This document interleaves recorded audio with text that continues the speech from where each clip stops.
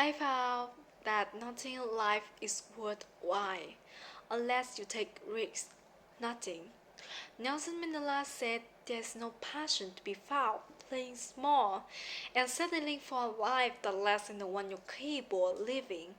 Now, I'm sure in your experience in school and applying to college and picking your major and deciding what you want to do with life, I'm sure people have told you to make sure you have something to fall back on. Make sure you got something to fall back on, honey. But I never understood that concept, having something to fall back on. If I'm going to fall, I don't want to fall back on anything. I want to fall forward.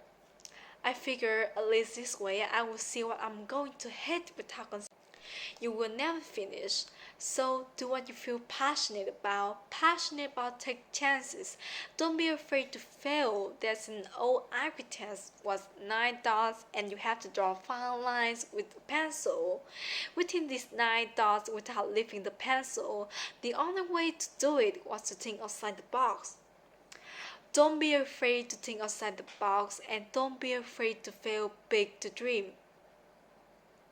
But remember, dreams without goals are just dreams. Reggie Jackson struck about 2,600 times in his career, the most in the history of baseball. But you don't hear about the strikeout. People remember the home runs. Fall forward. Thomas Edison conducted 1,000 failure experiments. Did you know that? I didn't know that. 1,000 failure experiments. Because the 1,000 and the first what like bird. Fall forward. Every failure experiment is one step closer to succeed. Got to take risks, and I'm sure you probably heard that before, and I want to talk to you about why that is so important. You will fail at some point in your life. You will lose and you will embarrass yourself. You will suck at something, there's no doubt about it, and I know that's probably not a traditional messages for a graduation ceremony. But hey, I'm telling you to embrace it because it's inevitable. In the acting business, you fail all the time. Early on in my career, I auditioned for the part in the Broadway musical. A perfect role for me, I thought. Except for the fact that I couldn't sing. I didn't get the job. But here's the thing, I didn't quit. I didn't fall back. I walked out there to prepare for the next audition, and the next audition, and the next audition. I pray, and I pray. But I continued to fail and fail and fail. But it didn't matter because you know what's that an old saying? You hang around the barber shop long enough, sooner or later, you're gonna get a haircut.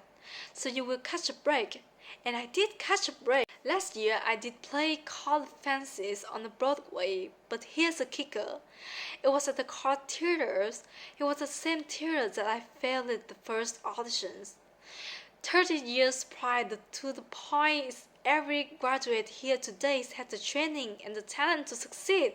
But do you have the guts to fail? If you don't fail, you're not even trying. I will say it again, if you don't fail, you're not even trying to get something you never have had. To do something you will never did. Imagine you're on your deathbed and standing around your deathbed are the ghosts representing your unfulfilled potential, the ghosts of ideas you've never acted on, the ghosts of the talents you didn't use, and they're standing around your bed angry, disappointed, and upset. They say we came to you because you could have brought us to life. They said now we have to go to the grave together. So I asked you today, how many ghosts are going to be around your bed when your time comes? I just got back from South Africa. It's a beautiful country, but there are places there with a terrible private poverty that need help, and Africa is just a tip of iceberg. the Middle East, you need to help. Japan needs your Alabama needs your help. Tennis needs your help. Louisiana needs your help. Philadelphia needs your help.